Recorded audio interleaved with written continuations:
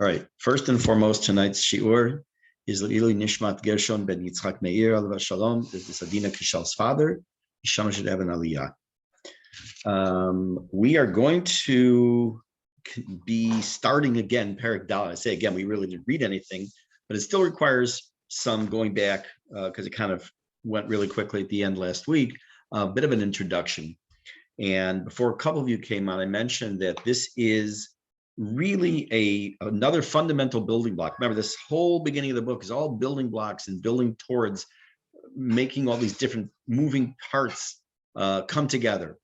So in the last chapter, in chapter that came forth, in chapter 3, we dealt with the makeup of the 10 parts of the Neshama Elokit, the 3 parts that were the intellect, and the 7 parts that were the midot. We already talked about that. And this chapter deals with what we said briefly last week, levush or levushim. So I'm going to go back to a slide I used last week. I'm going to go to that first, show you a couple of slides to discuss this because we can't just jump right into the chapter. It's interesting. I had somebody who has been learning Tanya for many, many years, a relative of mine. I sent him a link to one of the videos to ask him what he thought. You know, if he felt I was teaching it in a proper fashion, if it was doing the Admor Hazaken, I was doing him justice. So he loved it. He said, except he didn't like the fact that I give introductions and backgrounds and then jump in. He says he likes teaching. He says it's his style. He just likes, learn it and then you go back and then I like to understand what we're talking about first. So if you have any comments on that, send me a message and then I'll kick you out of the pet. No, just joking. In any case. So, like I said, we talk about the 3 intellectual attributes, the 7 emotional ones. Now we're going to talk about levushim. What are levushim? So, literally in Hebrew, it just means garments, clothing. And the levushim of the nefesh elokit, which I began to describe last week, we're going to discuss in depth in chapter 4, and will come up many, many, many times throughout the book as machshava, dibur, and maaseh. Thought, speech, and action. So what is this? What exactly? So we refer to them as the 3 garments of the soul. Unlike the 10 parts that we talked about before, the 3 intellect, 7 midot, those are static. That means that's I would say, our hardware. Matter of fact, I think I maybe have, the hardware of my neshama is my intellect. It doesn't, we started talking a little bit last week, it doesn't change very much over the course of a lifetime. A person who tends to be more of a deep thinker, a philosophical thinker, one who wants to detail something to death even when they're a child, grows up more or less. That's the way their brain works. That's how they're wired, so to speak, in their chabad, their chokhmah bina da'at, part of their neshama elokit. What is the levush? It's the thought process. It's speech and action. Now, what does that mean? So very briefly, as we will see in this chapter, it's how I use the information I have in my brain and put it into action.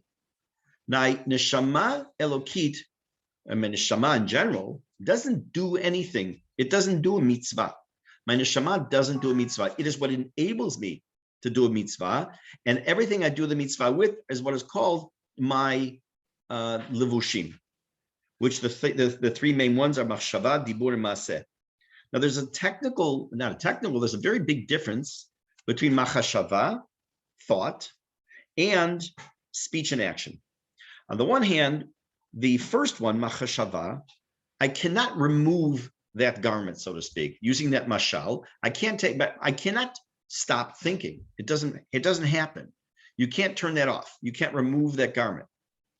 But when it comes to speech and for sure action, I can remove that garment. I can be quiet. I don't have to talk. I can stop an action. But thought is different. It's that one levush that doesn't stop. And it's also has an interesting character trait as well we want to talk about. It is prohibited to have a heretical thought. Okay, the Torah prohibits us from having a thought such as God does not exist. Now, does that mean that when I just said that, and I had that thought in my head just now, I made all of you sin? Does that mean you're all just over in Isur Doraita? You're not allowed to have a heretical thought. Also, we are supposed to focus and concentrate in life, right? We're supposed to focus on the mitzvah. And when we don't, we're not necessarily doing the mitzvah in the best way, but our minds do get distracted.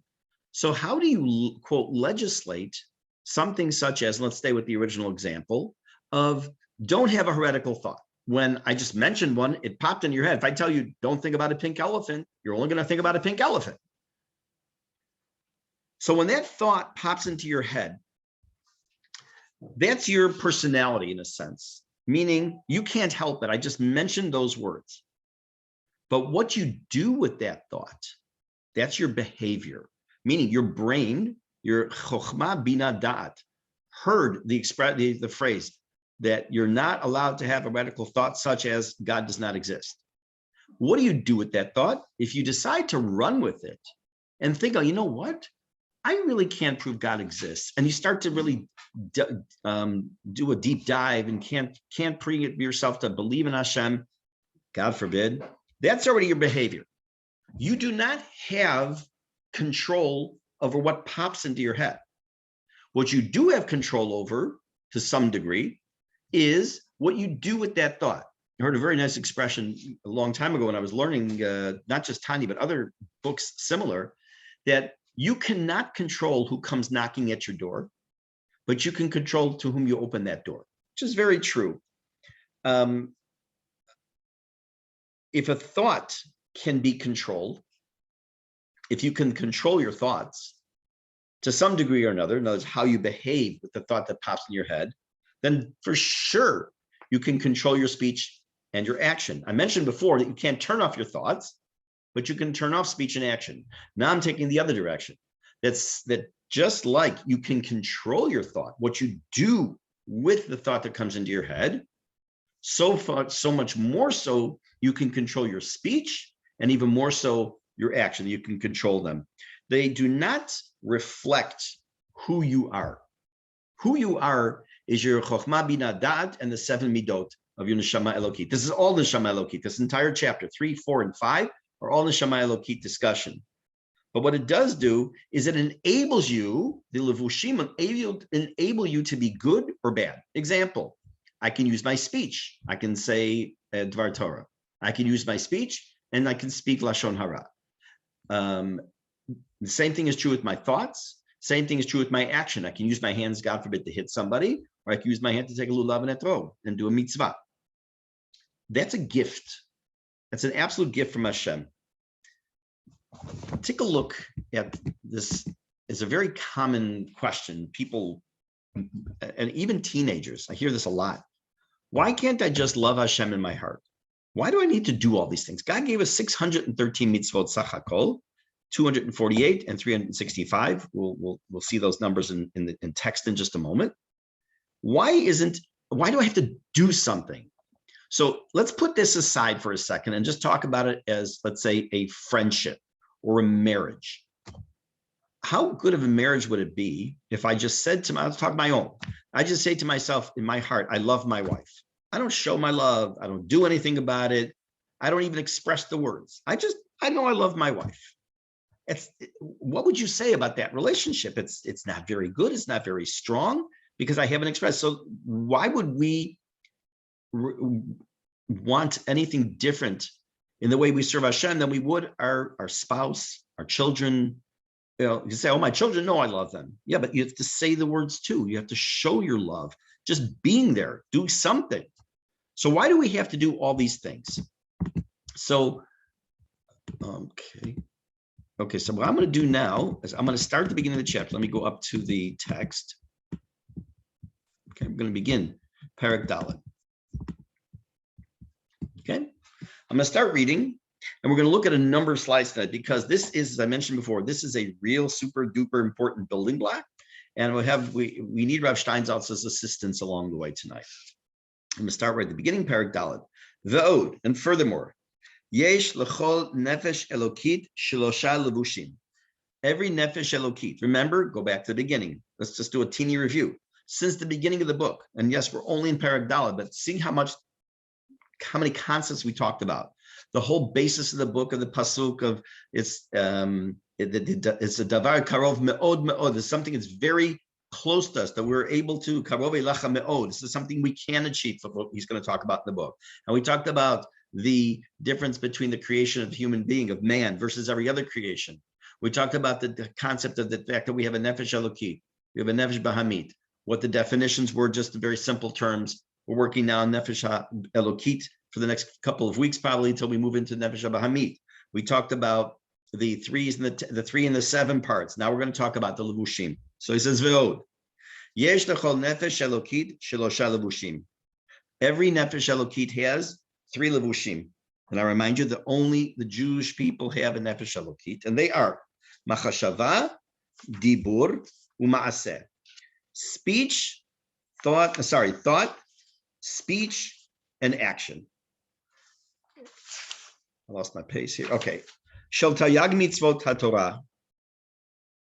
Shehadam mekayem b'maaseh. He's going to break this down for us. So that when a person does the mitzvot physically in action, b'maaseh, kol mitzvot ma'asiyot. Now we have many mitzvot that we have to do physically, such as, like I say, take lulav and etrog, put on tefillin, light Shabbat candles, hafrashat challah, uvedibur. And when he does mitzvot with his speech, for example, he starts to delve into the meaning and understanding of mitzvot. He sits there and starts learning Mishnah Berurah, learns Chayei Adam, learns Shulchan Aruch, and all the mitzvot and halachot. When he uses his thoughts, when he does that, when he says,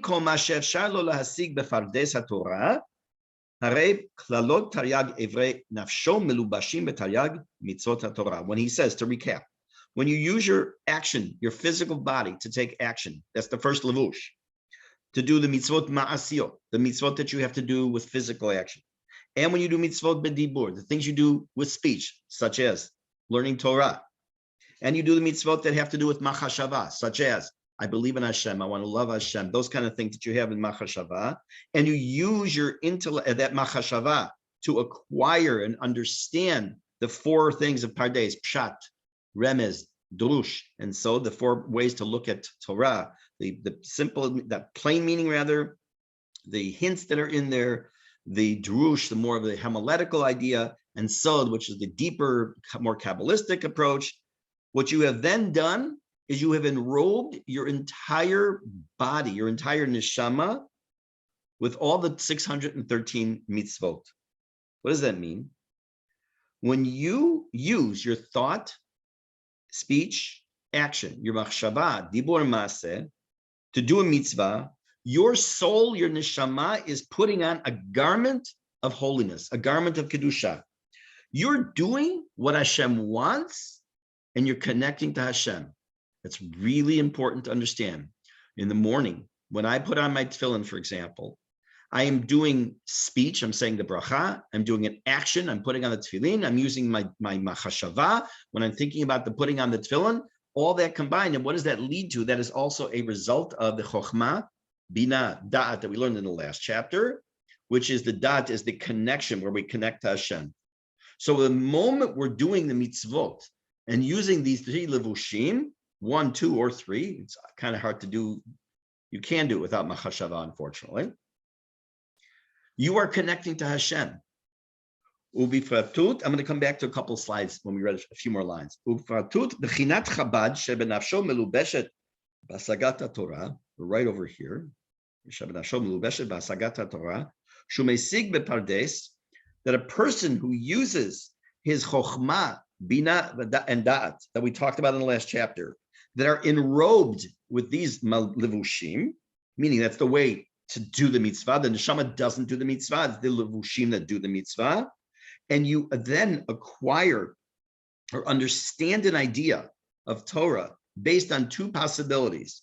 Kefi yecholet hasagato, either it's because of your intellect, your capacity of your intellect, or shoresh nafsho lamala, the source of your neshama. Let me explain to you before we look at any slide what this last thing here means. Starting from right over here, where was it? Here, starting right over here, where it says it's telling us something very important, that when we use our intellect, to latch onto a mitzvah, to learn about the mitzvah, to understand how to do a mitzvah, we have one of two ways to do it. They're not mutually exclusive, they go hand in hand, but we have two paths in order to connect to a mitzvah with our intellect. Number one is kishmokenu, our intellect. What is our brain capacity? How do we learn? How do we connect? And on top of that, what is the source of our neshama? Well, what does that mean? Didn't we just say at the beginning of the book that every single neshama is a chelek elokam ima'al? We said that, right? Everything is apart from Hashem. But we then qualified that. When I say we, I mean Admor HaZaken, qualified it by talking about the fact that the neshama starts up in the upper world and comes down and down and down and down until it comes into a person. And as it comes through that transition, we talked about the concept of being a brain neshama, a toenail neshama, but it's all part of one body of Am Yisrael. So the person's neshama is limited in some respects, his ability to comprehend certain areas of Torah to a certain extent, based on that person's neshama and their intellectual capacity. The story is told about Rav Yosef Karo. He was the author of the Shulchan Aruch. Now you would think that the Rav Yosef Karo would be, besides the Talmudic genius and the halachic genius he was, you would think he'd also be a tremendous Kabbalist. So the story is told that he would go to the Arizal to try to learn Kabbalah. And every single time he sat down to learn Kabbalah, he fell asleep. This isn't you and me. We're talking about the author of the Shulchan Aruch, the code of Jewish law by which we've been living for hundreds and hundreds of years, technically thousands, but he's the one who codified it. And yet when it came time to sit in the class of Kabbalah, one-on-one with the Arizal, he fell asleep every single time. Finally, the Arizal told him his neshama is not wired to learn Kabbalah. Now, I am not in any way stretch of the imagination come to, as I would say, the toenail of Rav Yosef Karo, but I can tell you that there are certain things that I sit down to learn, something new, and I can connect to it, and my brain latches on and I can understand it. And there's certain areas I've tried multiple times. I have a couple of svarim I've gone online to learn. When it comes to sitting down to learn the basics of Kabbalah, the terminology of Kabbalah, which we're going to deal with a little bit in Tanya, and then to get more into it is just, my brain doesn't connect to it. So I had to come to the conclusion at some point, maybe later down in life, that'll be another project for me. But right now I can't focus on that because I don't have that second part. It doesn't seem, at least on the surface, that I have that neshama to be able to do it. Maybe one day. So let's go back. Let's go back now and take a look at a couple of comments. First, to make this smaller. Okay. Let's go back now to the concept of levush. I'm not going to read everything here. Okay, I'm just going to read. You'll see a couple of slides. I'm going to pick and choose. Going back to the concept of levushim. Levushim, again, this is Rav Steinsaltz. Levushim hema ofanim shebehem mitgaleh nefesh. The levush is that way by which the neshama is expressed or revealed. If you were standing in front of me, if I didn't know you, and you were standing in front of me, I just looked at you, there's no way I could tell what kind of a person you are, right? I couldn't tell if you're a giver, a taker, you're kind, you're empathetic, you're sympathetic, you're cold as ice. I couldn't tell that. How do I tell that? When I get to know you, because I see that from your actions, the way you talk, right? Your inside comes out through that, but I can't see, unlike the Arizal and the Baal Shem Tov, who supposedly could see your neshama, which is kind of a scary thought. Normal human beings, you and me, at least you are, cannot see the person's neshama. We only, quote, see the neshama based on the levush. Just like the clothing a person wears, as he reveals himself to other people. Now, if you see a person walking down the street in tattered, torn clothing, his hair is a mess, he stinks, you're going to think of him one way. And you see the person, that exact same person, a day later, dressed up in a very fancy schmancy suit, a crisp brand new white shirt, nice shiny shoes, and you don't necessarily know he's the same person. You'll think something else about that individual, right? Again, the outward appearance that's how he's expressing himself. Hasemel shel levush, this symbolism of levush, madgish et ha'ofi ha'kaful shel gilui. It's a double-edged sword, this concept of levush and gilui. Bashu be'et uvona achat gam megale v'gam mastir. What does it mean? The clothing both reveals and hides. The clothing is an item, an object by which the wearer is revealed.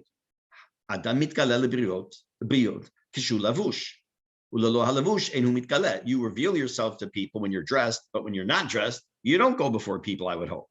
And at the same time, what does the clothing do? The clothing covers you up. You don't see the person, you only see the clothing.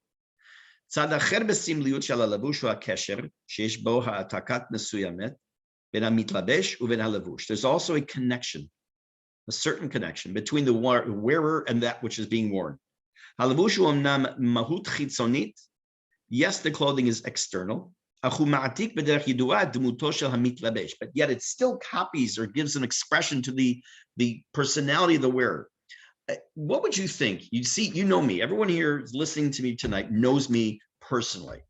What would you think of me walking down the street in a Hawaii shirt, in a printed pattern Hawaii shirt, which I happen to have one, biker shorts, I've grown my hair out real wild, got a cigarette hanging out of my mouth, barefoot. Okay, you'd either call my wife and tell her you think I lost my marbles, but that would not be who I am, right? You know me, and that's not who I am. I wouldn't walk down the street like that. Yeah, Purim rehearsal. Yes, cute. That'll be my Purim rehearsal. But I'm actually going to wear a Hawaii shirt for Purim this year. Bezrat Hashem, for a very specific reason. We'll not talk about it tonight.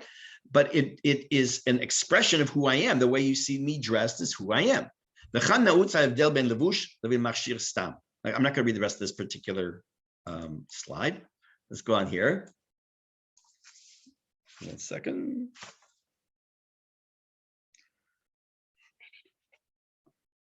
I want to make sure. Hold on. I want to see. I didn't put something out of order here. I'm sorry. Okay, hang on 1 second.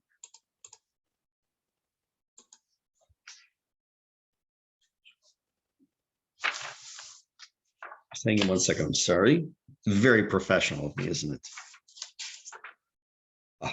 Here we go. Okay, so before this slide is preceded by a statement, which I didn't put up here. That's why I get thrown for a loop here for a second. It is critical to understand before I read this part of the slide. The only way to achieve kedusha, the only way to do mitzvot is through the levushim. Mashchava, dibur masa. It's the only way to do it. It's the only way one can achieve kedusha, a level of kedusha, one can grow in kedusha, that one can do a mitzvah, is only through the usage of the levushim. Something could be important, but in order to be kadosh, it has to be connected to Torah mitzvot. And the only way to do that, again, is through the machshava, dibur, maaseh. So let's see what he says now. As will be said in the continue later on. The only way there can be a connection is the way by which God gave us the ability to make that connection to God. It's as if Hashem is stretching out his hand. He gives him this ability to touch God. Hayad hazol, this hand that God stretches out to us to use, that is the Torah itself. What does he use the Torah for? We can use the Torah for being able to hear the words of Torah, to understand the words of Torah, and to do the words of Torah. In other words, machshava, dibur, and maaseh. And by that, being able to make the connection with Hashem. Let's not lose the forest for the trees, as the expression goes. I hate that expression, but I use it anyways. I also hate the expression, I'll touch base with you later. I use it, whatever. We just been saying that the neshama itself, the neshama elokit, doesn't do a mitzvah, doesn't do any mitzvah. It only comes to expression through the levushim, the machshava, dibur, and maaseh. And by doing those machshava, dibur, and maaseh, we are engaging Hashem. We are in contact with Hashem. We are becoming one with Hashem. We are knowing Hashem in the lashon we used before. But what's its purpose? What's the goal here?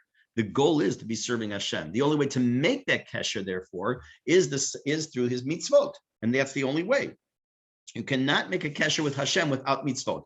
If I were to go onto a mountaintop and sit there and contemplate Hashem all day long, and I was to sit there and contemplate and take with me a Shulchan Aruch and read from Siman Aleph in Or Chaim to the last Siman in Choshen Mishpat in Or Chaim in Even Ezer and everything else, and read them all cover to cover and just be a brilliant genius and know everything, but I didn't put on tefillin, and I didn't daven, and I didn't put up a mezuzah, and I didn't do all these mitzvot. I have a nice wealth of information, but I don't have a kesher. I don't have the kesher because I'm not doing the mitzvot. I have a certain kesher because I'm using my machshava, and if I speak, we're going to see in chapter 5 how critical that is in the dibur of doing mitzvot when it comes to Talmud Torah. Absolutely. But when I don't have the chance to grow in Kedusha because I can't connect to God without doing his mitzvot, because Hashem gave us this yad, he stretched out his hand to us, is those are the mitzvot. HaKesher bisodo lo notzar bezeh shadam marbeh b'limud. Just like I said, this kesher between us and Hashem does not increase because I learn more. Marbeh b'tfilah, or I daven more, or mehader b'kiyum mitzvot, or I try my best to think about doing kiyum mitzvot. By the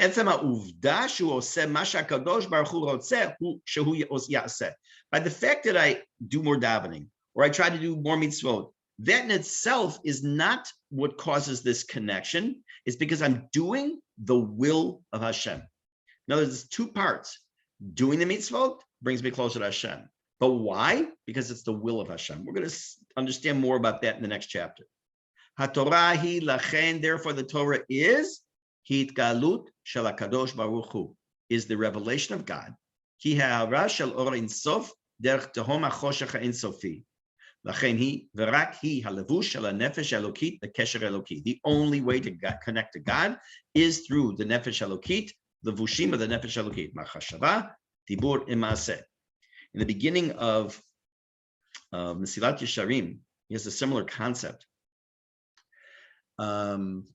That talks about this idea where I can just kind of contemplate Hashem. I can think about God.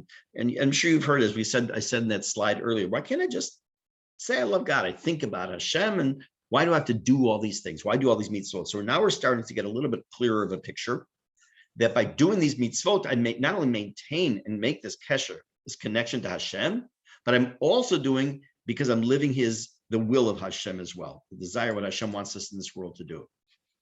Then we said, there's the concept of bechinot chokhmah bina da'at, shebenafsho melubeshet b'asagat haTorah shu mesig bepardes, k'fri yicholet hasagato, v'shorosh nafsho lemala. I explained to you before that meant that our ability to comprehend the various knowledge base of pardes, pshat, remez, drush, sod, simple meaning of the text, the hint behind the text, the homiletical meaning of the text, and the deeper, perhaps Kabbalistic meaning, is based on our intellect, and B, our shorish neshama. He's going to explain this in a moment.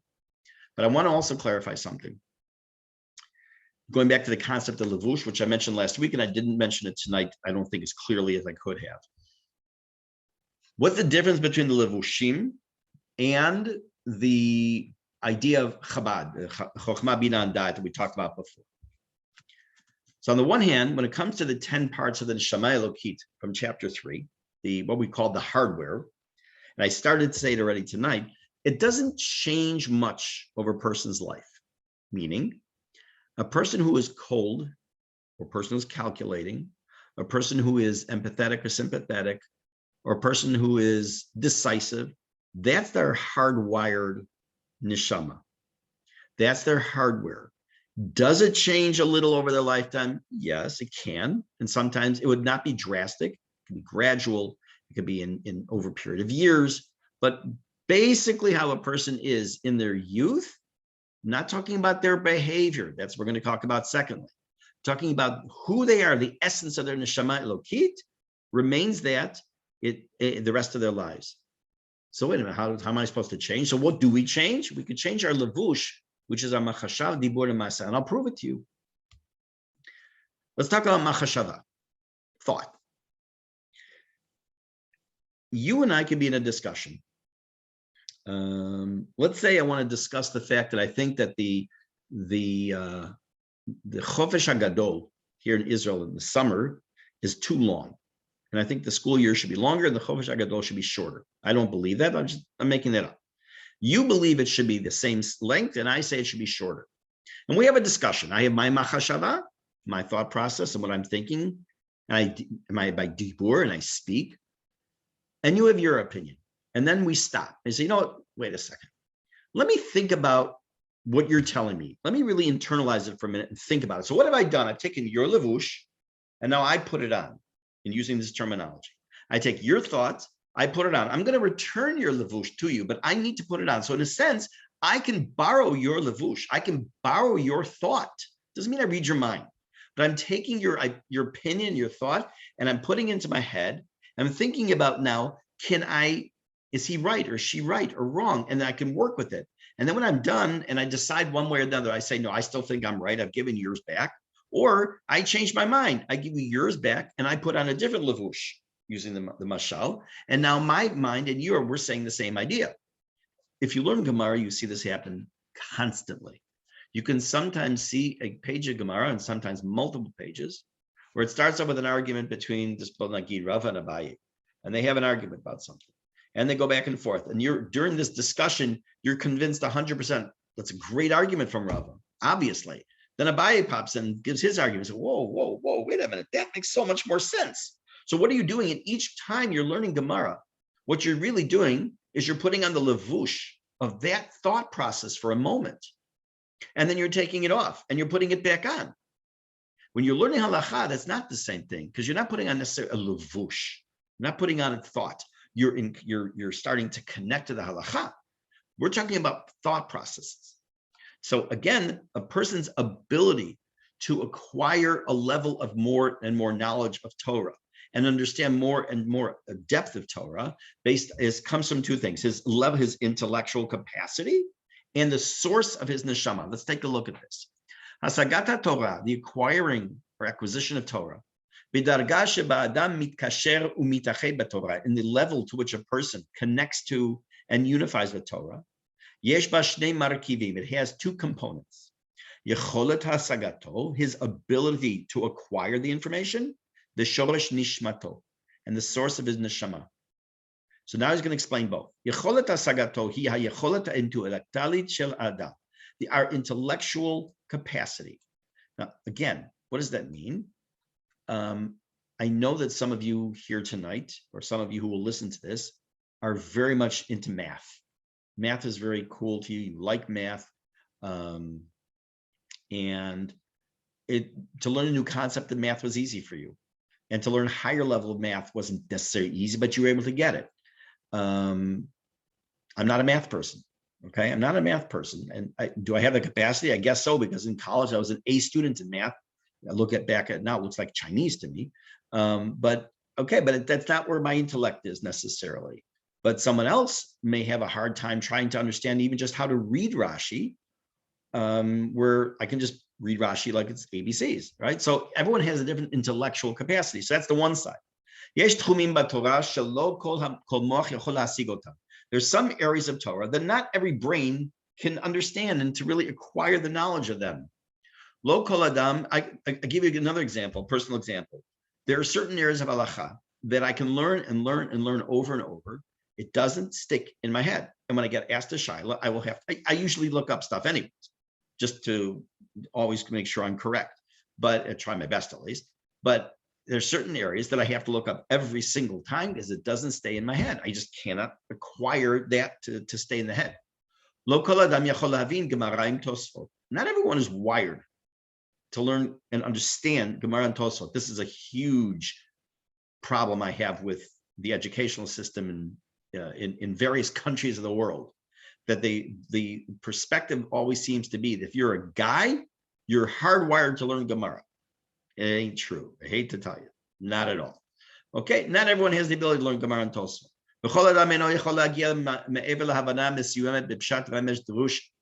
And not everyone necessarily has the capacity to get beyond the basic understanding of something, whether it's pshat, remesh, drush, or sod,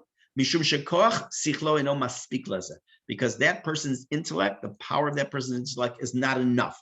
Someone may be able to read, in the beginning, God created the heavens and the earth. Nikuda, that's the best they can do. And others can spend a month going through that pasuk and get more and more into depth and ask questions. And why does it say Bereshit? Why does it say Elokim bara Bereshit? Which the Shivim Zakenim did it. So much you can do with it. Hamarkiva Sheni. So that's one thing that leads you to the ability to acquire Torah. And again, by acquiring Torah, connecting to Hashem. The other way, a second component, is Hasagat HaTorah talui b'shoresh nishmato. It's based on the source of that person, of that individual. Shaladam. Gam adam shemocho yachol litfos mivneh muskal. Even a person whose brain is able to understand and catch a highly intellectual construct of something. He's not going to completely grasp it unless it's completely connected to his neshama. If he's not at the level of his neshama, if it doesn't speak to him. Now, it's intellectually, he has the words. I can quote, for example, Hilchot Trefot. I learned it many years ago to learn for Smicha. I learned about Shech, I actually learned Shechita.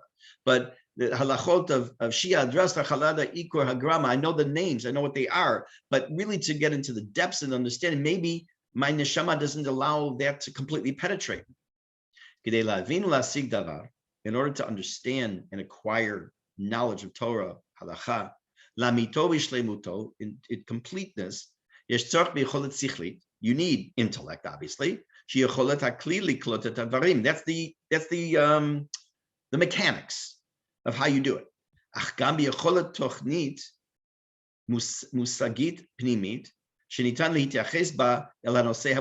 you also need to have the ability to latch onto that, to make that part of you.